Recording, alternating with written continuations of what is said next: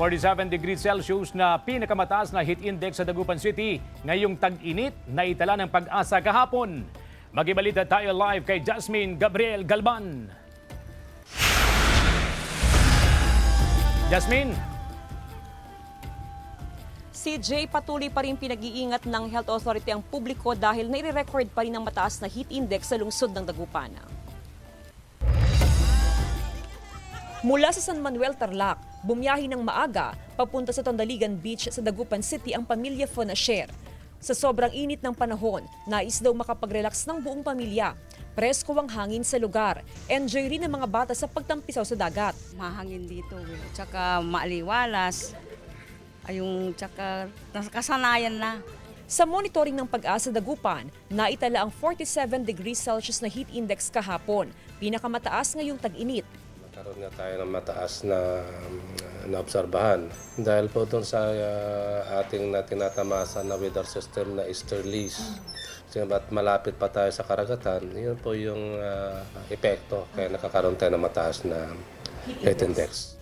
Pero ayon sa Pag-asa, posibleng hindi nalalampas pa sa 47 degrees Celsius ang heat index sa mga susunod na araw.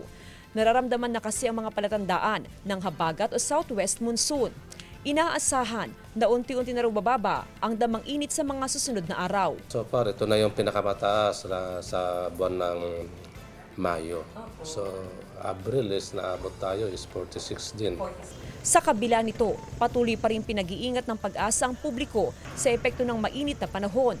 Nananatili pa rin kasi sa danger category ang damang init sa syudad. Iwasan pa rin na ma-expose sa matinding sikat ng araw mula alas 10 ng umaga hanggang alas 3 ng hapon.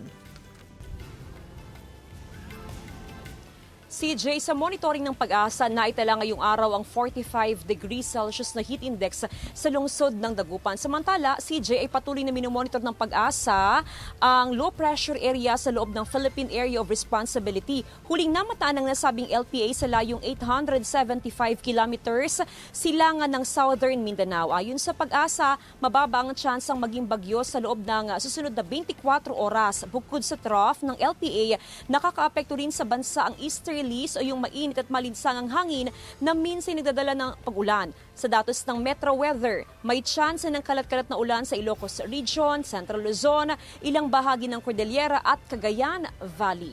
CJ? Maraming salamat, Jasmine Gabriel Galban.